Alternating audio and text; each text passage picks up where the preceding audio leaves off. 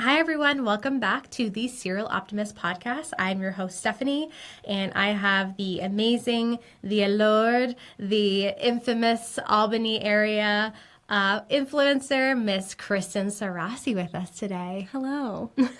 That was a really nice introduction. Well, you are a friend. You are someone we work together, kind of colleagues together. So I feel like I can say all that and mean it. Should we tell everybody that you're my agent, or is that not allowed? No, we absolutely can. Oh, okay. Good. Yeah. Well, it's recorded now. Yeah.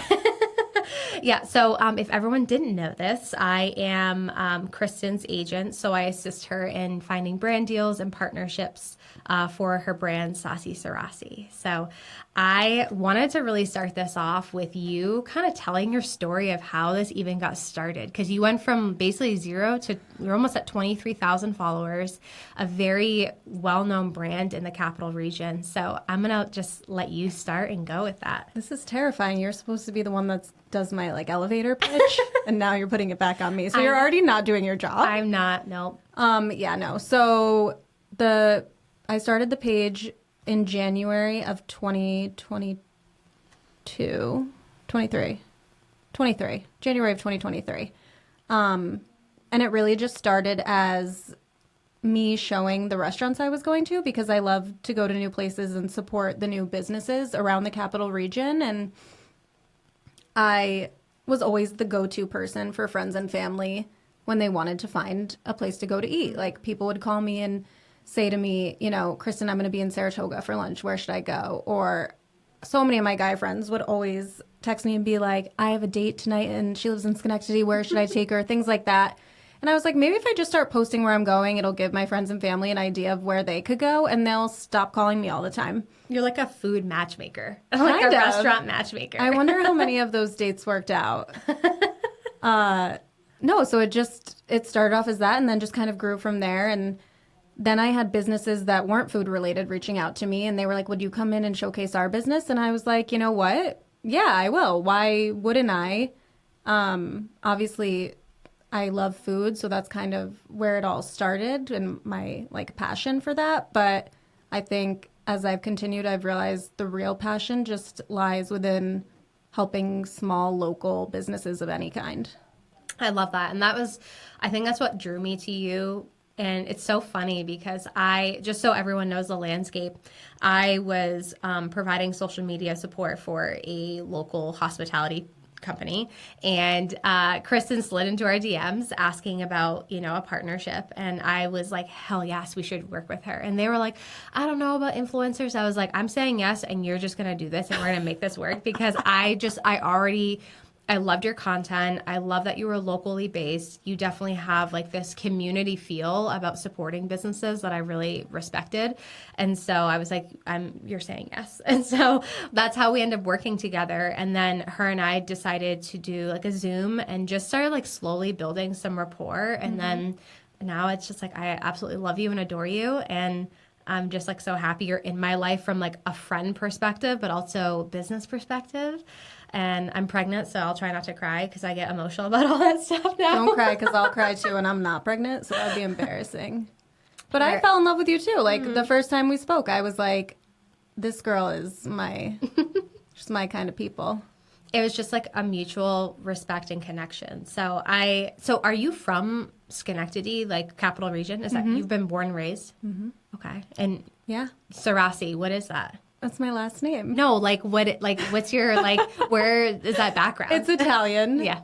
Yeah. So my dad is 100% Italian. Yeah. Clearly. So, growing up, the name Saucy Suraci, everybody is like, what the heck is this? And a lot of people can't pronounce the last name, so they'll say Suraci or Suraki or whatever. And I had someone say that. Someone said to me, Kristen Suraci, and I was like, sure. Well, I'm pretty sure Suraci is the Italian way to say it. And then when my family moved over to America, it got Americanized, and now it's Suraci. So if people say Suraci, I do not correct them. Yeah. Because I'm not offended by it. I don't care. But yeah, growing up, my brother was always called Sauce. And then I was called Sauce. And a lot of times we were also called by our last name because it's a fun last name, Yeah, So I just felt like Saucy Suraci sounded good together. And then when you say saucy, it makes me feel like it's more than just like we're not You're talking about actual sassy. sauce, like sassy. Yeah, and you're spunky, so sexy. Yeah, you're all of those. You're sexy, you're sassy, and you're spunky, and you Thanks. have like just so much about you that is very saucy. So it made sense. I just want everyone to be saucy all the time. I love it. I literally don't know when I'm not being sassy, which is why I got in trouble in high school so much. I was always talking back to people. And I'm like, it's not a disrespect thing. It's just I don't like, see that for you. Yeah. It's more of like, I am so assured with who I am that I'm not afraid to just like level up or like manage up to people. And people take that, I think, sometimes the wrong way.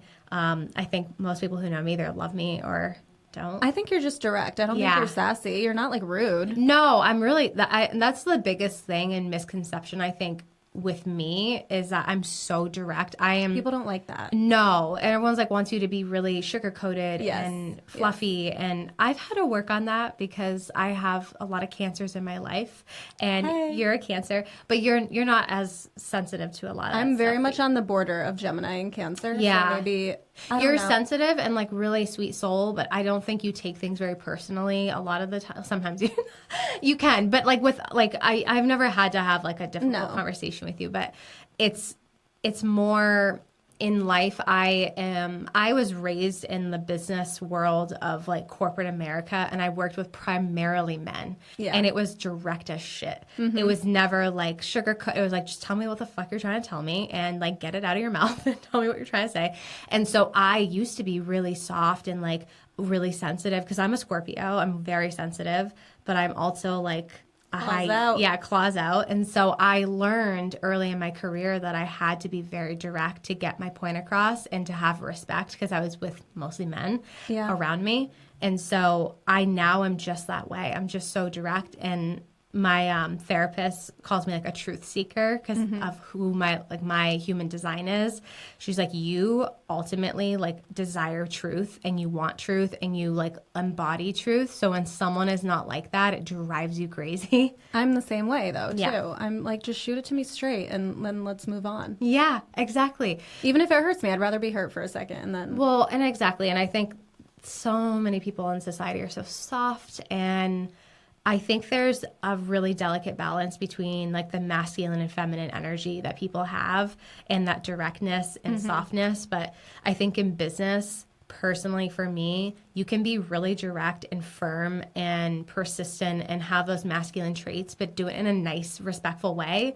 And it's literally the best of both worlds, in my opinion. I agree. So, Miss Kristen, where do you see Saucy Suraci going? Like, what is your goal for it at this point now? Because you're going to be 2 years in January. So, where do you see yourself going?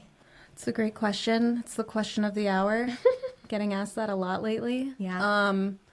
I think it's ever changing, and I think it needs to be just because, we talk about this a lot. I feel like day to day with marketing and just how constant it is changing. So I feel like I can't have one plan. I need to have 3 plans and kind of see which one works. I can tell you today, in a dream world, I would love to be kind of like a lifestyle travel influencer that is showcasing beyond the capital region, still having that small local feel, but let me show you these small and local businesses in Charleston, where I just went. Let me show you the small and local businesses in Denver or California or wherever. I feel like it's so easy to like Google and it comes up with the 10 most touristy spots. And it's like, let's support smaller than that. Let's support the guys that aren't getting the attention on Google and Yelp and all those things. Well, I think it's also for someone following you. Like I recently, Blake and I went to Bermuda this last spring, and we literally decided on that because I saw a travel influencer posting her trip to Bermuda and everything she did. And I was like, that's where I want to go because it wasn't as touristy. It's very like localized feel. It's British owned. And I was like, I want to go. So for you, it's going to be the same thing. It's almost like an itinerary that someone can follow and be like, where has Kristen gone? And I'm going to start adding these to my list. And now I know the best restaurants to go to, best places to see. I think it's almost like your travel guide. I mean, so my friend Gabby and I are going on a trip for New Year's this year, and I did not Google once where we should go. I went on TikTok and Instagram, and I was looking at different travel influencers to see where they went and what they were posting and what it looked like and what the food looked like and all these things. And then that's how we ultimately made our decision. I love that. Yeah. Well, I feel like because you actually see the real raw, like what they are doing. Anyone can take a nice photo. Yeah, I want to see like behind the scenes. Yeah, and like them actually ordering the food and loving it and giving like real time feedback. Because and you're this way, you're not going to promote something that isn't good. Yeah. I mean, it doesn't make sense to. Well, I also just, and you've come to a couple of shoots with me now, like, I don't want it to look overproduced because then it feels inauthentic to me. Like, I don't want it to look like a Canon camera took all this video. I want you to see what I'm seeing with my eyes, and that way when you go to this place, you have the same experience as me, and it's not glamorized on social media. Then you get there and you're like, wow, I'm so disappointed. Yeah. No, because then you lose trust. Like, I want my audience to trust me. You're smart. This is like classic business 101. I love it. So tell the audience, what do you do for full time right now?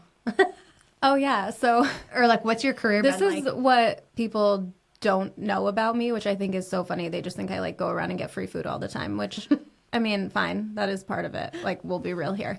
But, I was an English and communications major in college, and then I also went and got my MBA and focused on marketing. So when I first got out of college, I was in the news business. I was a producer, so I was writing and basically...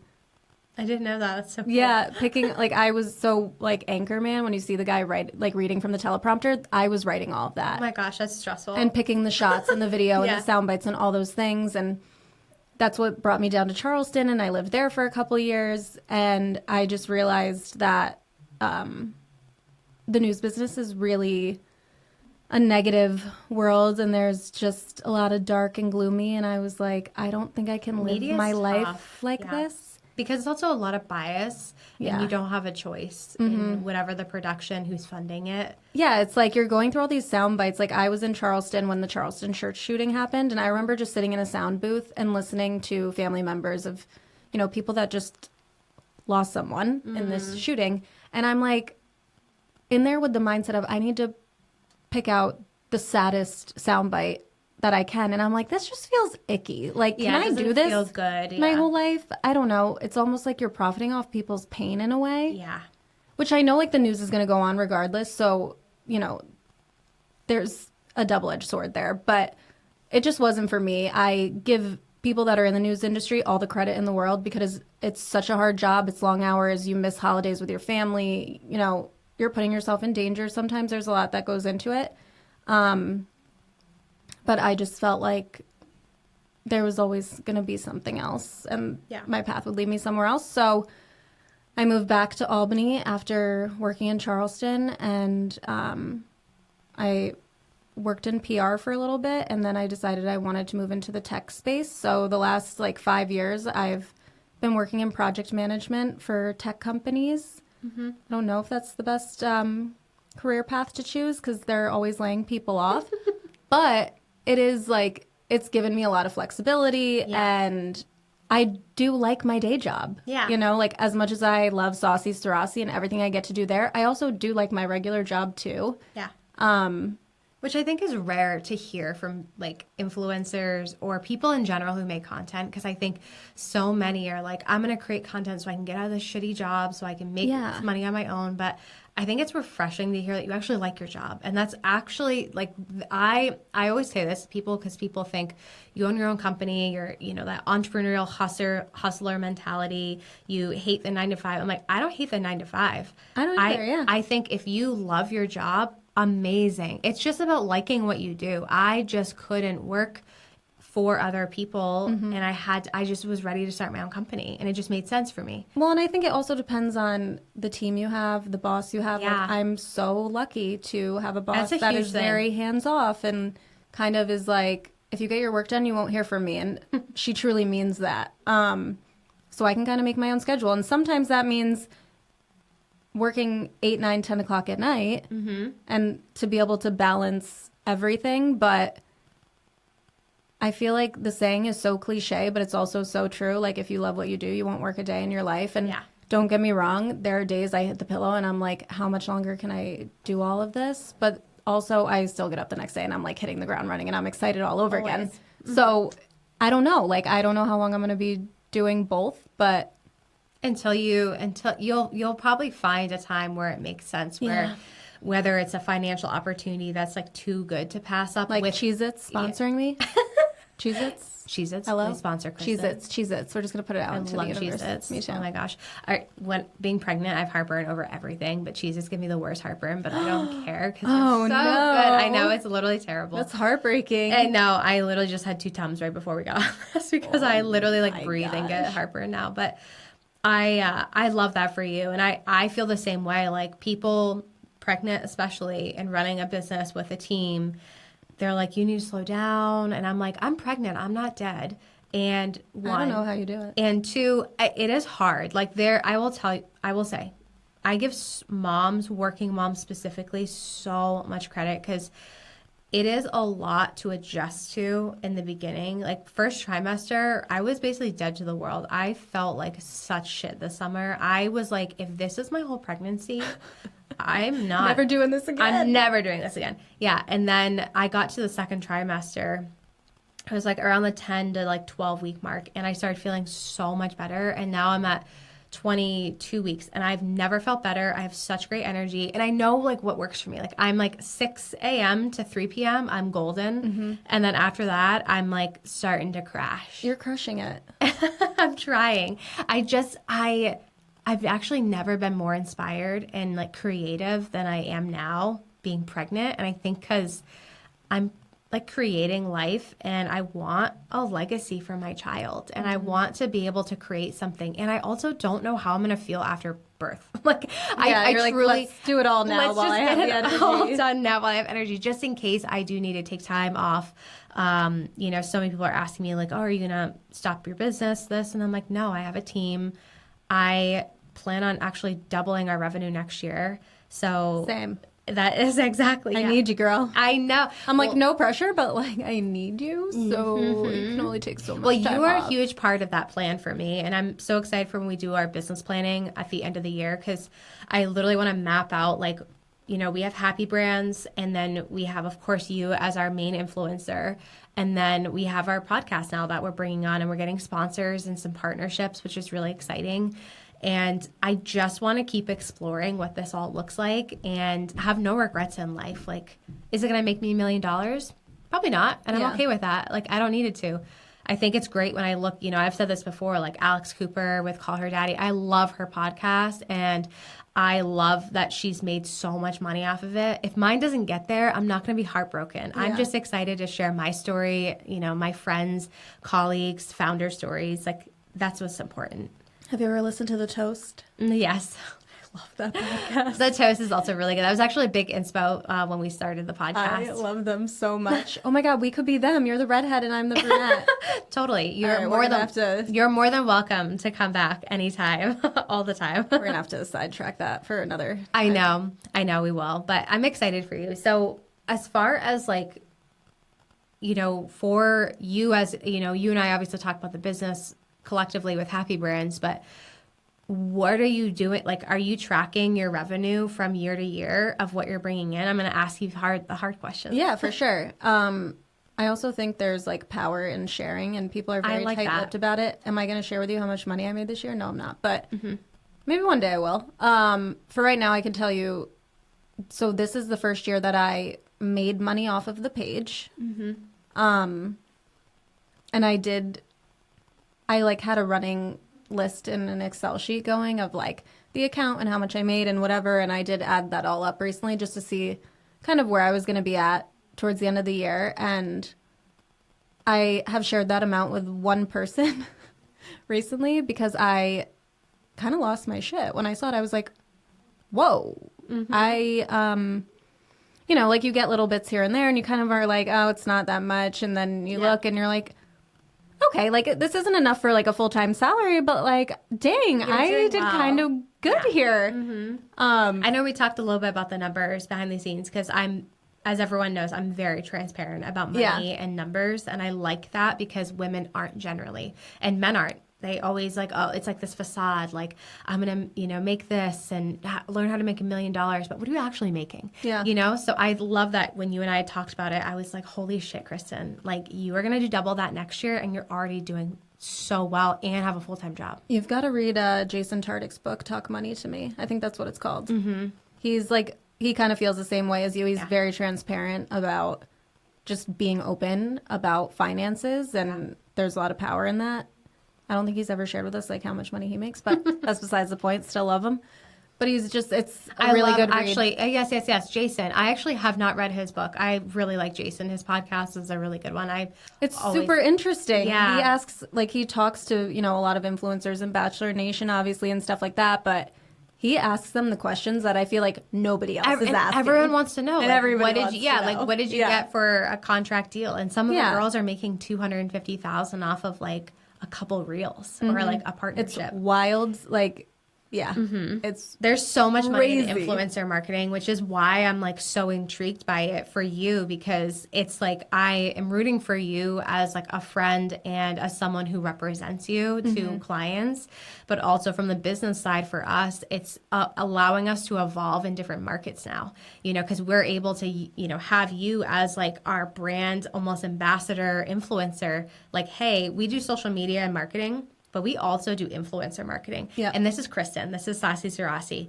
And that has been a huge draw. I mean, the contracts that we have gotten this year, I'm super happy with just to start out as kind of a new partnership together. Yeah. And I'm excited to see what next year brings for us. I do have to say, the partnership with Saratoga 250 has been so much more fun than I expected it to be. And that's what's, I think, really cool about it, too, is I'm like, why do I care about history? Like, why would I want to do this? And then, we get there and you start getting educated on different things and you're like, wow, all of these things happened literally right where I grew up. I had no idea. And it's actually like so interesting. And I never thought I would be into it. And now I tell everybody about it all the time. And they're like, who are you? I'm like, I don't know. I don't recognize myself. But the other thing I was going to say was, I was reading an article recently, and they were saying that micro-influencers, which I think I fall into that category, they actually are seeing micro-influencers get more deals now than bigger influencers because they have a much more loyal following than some of these bigger... Well, they're more loyal. Your engagement rate is higher, and you're also in that bracket where they can afford, because some of these larger, you're still charging and making great money and it's beneficial for you, but it's also in the bracket where they can afford, where like a mega influencer or a macro influencer, they might charge hundreds of thousands of dollars for something, but the ROI also isn't there, where like you could actually maybe charge the same or be close to it, but the engagement rate is also even high. And like you said, a loyal following. Your followers trust you, and that's huge for authenticity, for partnerships. And I always tell clients that. I'm like, don't just sign on any influencer because she has 50,000 followers. That could mean shit. Like, I've seen girls who have 25,000 followers and they have 1 or 2 comments and they have no engagement, and it's clearly bought. It's not real. There's no loyalty. So if you are going to have them partner with you, you're essentially saying that that person is an extension of your brand.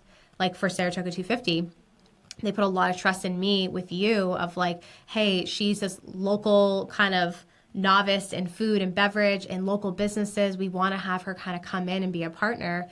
They took a lot of trust in that. And I was like, Kristen is a great person to brand represent you. And it's worked out great. I mean, everything we've had done has been so fun. It's so fun. And also the results are, I mean, we're looking at the like numbers. The numbers are pretty good. The numbers are great. And they're happy. I'm happy. You're happy.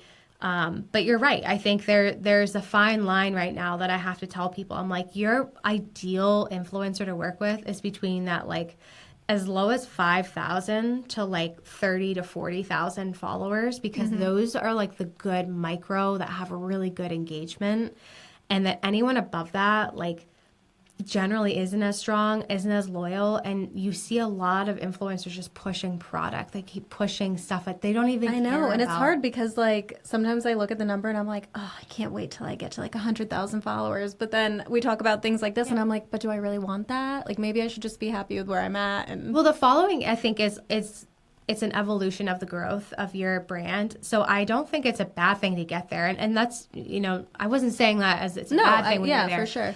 But I think the following count literally doesn't matter as long as you're getting the ROI and, whether it's the brand deals for you and the client's happy with engagement and you have just a really great community that you're building online. That to me is more important than the follower count. However, if you successfully build that community, you're going to grow and your community is going to grow with it. And you can actually have a really sustained community at 100,000 where it's almost like, hey, she has 100,000 followers, but she also has a really loyal following. You're worth a lot of money. Yeah. And that's where you can charge big bucks to those brands who want that because it's hard to find authenticity online now, as we know. And I just feel like I think about all the time. I'm like, I'm 32 years old. Are any of you going to care what I have to say when I'm 40? And that's another reason why I keep my full-time job because I'm just like, who knows with the internet? Yeah. Like, this is the first, I feel like, generation of people that we're seeing be influencers full-time. Yeah. And it's like, how long is that going to last? Yeah. And I just, that scares me. I'm way too realistic for my own good. I'm like, but what about, where are you getting your health insurance from? What about that 401k? What's happening here? There's a lot of things to consider when you go full time into that avenue that it would be really interesting to have someone who does it full time on the podcast to really understand, like, if they're open to tell us financially, like, what do you make a month? How do you manage these deals? Because you could have a month where you have a ton of deals come in, and you know this. I know a girl that would come on. Yeah, and then all of a sudden they get no deals. And it's like, how are you managing are you budgeting for this? Are you planning? What are you doing to manage those expectations, insurance, retirement? Are you paying off debt? Like, what are you doing? I mean, right now, I know with my job every 2 weeks, I'm going to get that set amount. I'm going to have my health insurance. I'm going to have my 401k match. Yeah. What happens when I leave that? That scares me. I think it's scary. I think there's also, as long as you plan, like everyone asked me that when I started my business and my company, they were like, well, what about insurance? And I was like, actually, that was the easiest thing. Getting insurance was so easy. It's more expensive. Yeah. Obviously, but it was super, super easy. And, as far as like retirement, I mean, I do real estate investing. So that's kind of a partial retirement. And then of course you can have like SEP IRAs, which is like self-employed programs. And it's actually the amount you can put in is huge. Now you don't have the matches from from corporation. And I did that a lot in my corporate days as a newbie out of college. And I remember the match was like 4 or 5%. And it was awesome. Yeah. And I took advantage of that and I loved it. So there's nothing wrong with that. I just, I think you kind of have certain trade-offs too and like what makes sense for you, but you have to figure it out. Yeah. You just figure it out. Yeah. I've always said, I feel like, and I've said this to you too, I think if and when that day comes, I'll know. Like there will just be a moment in time where I'm going to be like, okay, now is the time. Yeah. I mean, you're so busy. How are you keeping up with all the, because I even am like, is she going to like, is this sustainable? Because you're working full time and then you're doing this, like I swear full time, because you're always doing something. But I think you're naturally pretty social and going out to do things. But how are you managing that? I don't know. Yeah, I'm like, people ask me that all the time too. And again, I think my job is very flexible. So yes, that means sometimes I'm working 8, 9, 10 o'clock at night, but then I can do some of these other things during the day. And it's all just, I mean, I'm pretty type A. I like to be organized. Yeah. I have good time management skills. And project manager. Yeah. And I mean, also, I've always said, if you work in the news industry and you work in it more than 2 years, you can do anything. It is the craziest business. Like, again, shout out to all the people doing that for a living because I couldn't do it forever. But I'm like, all of this compared to that, like cakewalk. I'll do it the rest of my life. Like I have no issue with that. That's good perspective to have. I think it's all perspective, and it's like what you know. And I enjoy it. Like I get to bring you, my friends, my family. Like now people recognize my dad when he's out, and he thinks it's so cool and fun. And same with my mom. Like she is like, oh my gosh, talk about a networker. Like she says that she doesn't like going out and being super social, but every time I talk to her, she's like, I need more of your business cards. I gave them all away already. And then she wears my Saucy shirt like everywhere she goes and tells everyone about me.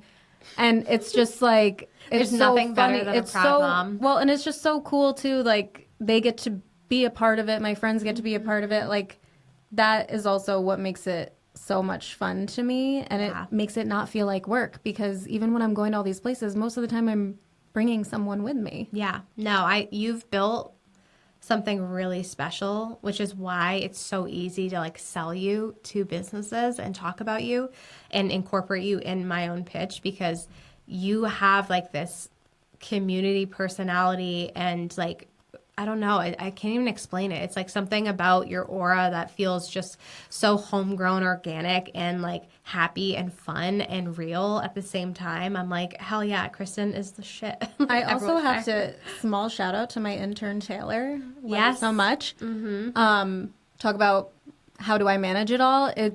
She's been a phenomenal addition to my team, and She was a good find. yeah, credit to you. No, she's amazing, and she's been so helpful, and that does allow me to now do more, because I can, I still have to kind of be the face of it, but to have someone like her behind the scenes to edit video, make graphics, write captions, all that stuff, Yeah. it's invaluable to me, really. That's like number one for business growth, or just because it is a business that you have, it's Saucy Suraci is a brand and business. But I tell people this so much, like who ask about scaling, or they're trying to, I see this with a lot of small businesses, especially consulting people who kind of do like consulting or other small agencies. And they're like, well, how are you scaling? How are you doing that? I'm like, literally the number one thing you need to do is outsource. Number one thing. And I know it's so scary for so many to do that.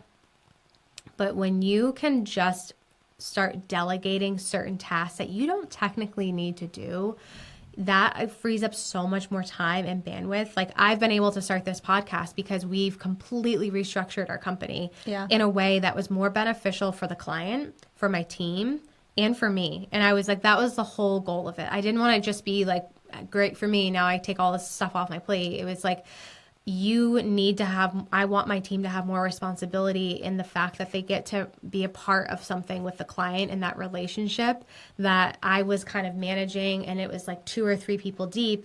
You can't create as strong a content social, I feel like, when you're so far away. So now they're so close to it and understand the client and what their needs are. And then I'm kind of like the backbone of like escalations, issues, big strategy picture. And it's really worked out great for us internally. And that's just been in the last 5 weeks. We've just restructured that. And I think it just takes a little bit of trust. And, it's not easy for me to let go and have someone edit things. But also at the end of the day, it's like, okay, she didn't edit this exactly how I would, but it still looks great. So, like, it just took, what am I going to do? It just took so much time. You just have to, like, let it go. Let it go. I think everyone needs to learn that. Let it go. Yeah. I'm so like a let it go girl. I'm like, fucking let it go. Yeah, I'm slowly learning it. It's hard because this is like my baby, and I think that's how a lot of small business owners feel. Yeah. But I started from my first month starting my business. I hired someone.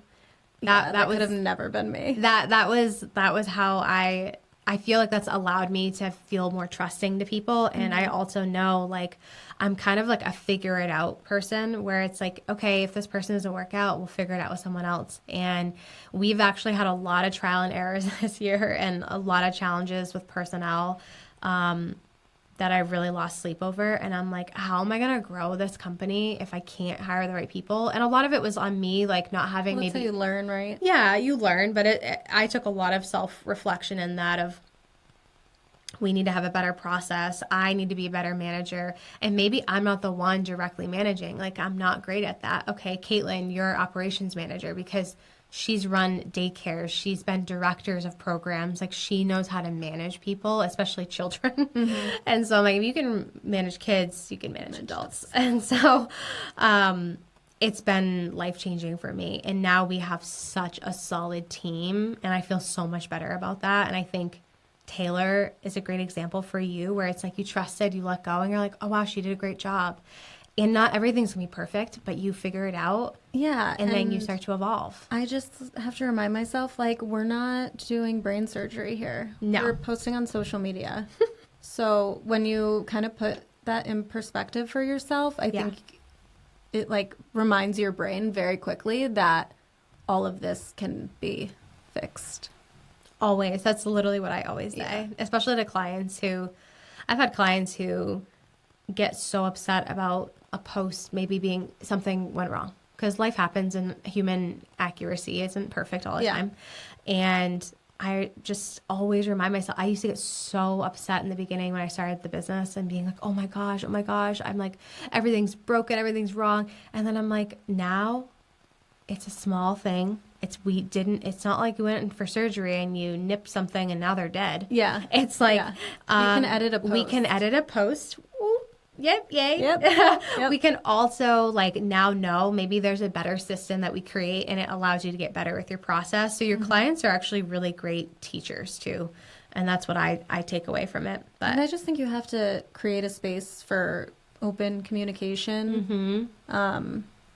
Like, everyone I've worked with, if there's something in there that they feel is not what they wanted, or like there's a mistake in the caption or whatever, I feel like I'm pretty open to that sort of feedback. And I'm like, just tell me so I can fix it and let's carry on.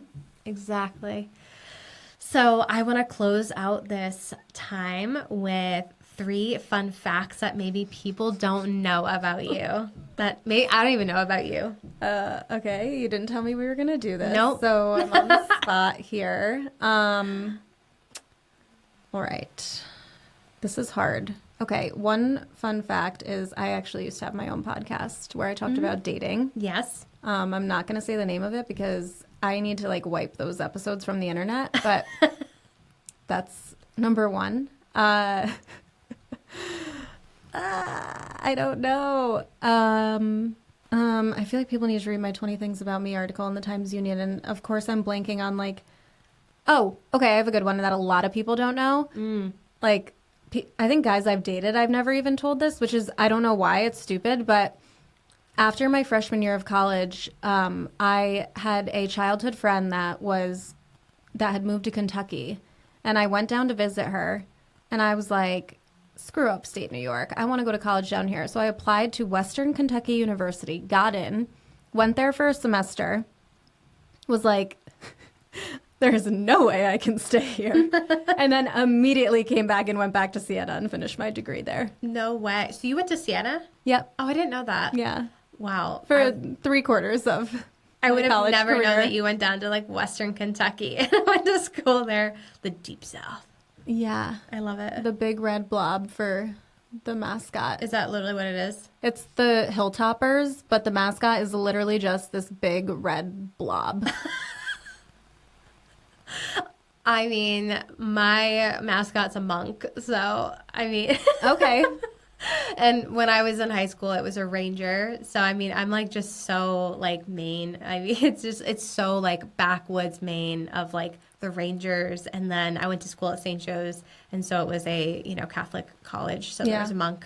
I mean, my Siena's Catholic, too. We were the Siena Saints. Yeah, the Saints, yeah. I mean, what else are they going to do?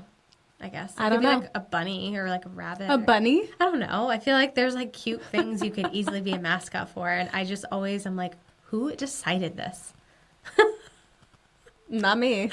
No. Well, thank you so much, Kristen, for being on this. Thank This was you. a fun little talk session. If anyone has any questions for Kristen, please leave them in the comments, and we will definitely have you back on. Yay, thanks. Stay tuned for the next episode. Stay saucy.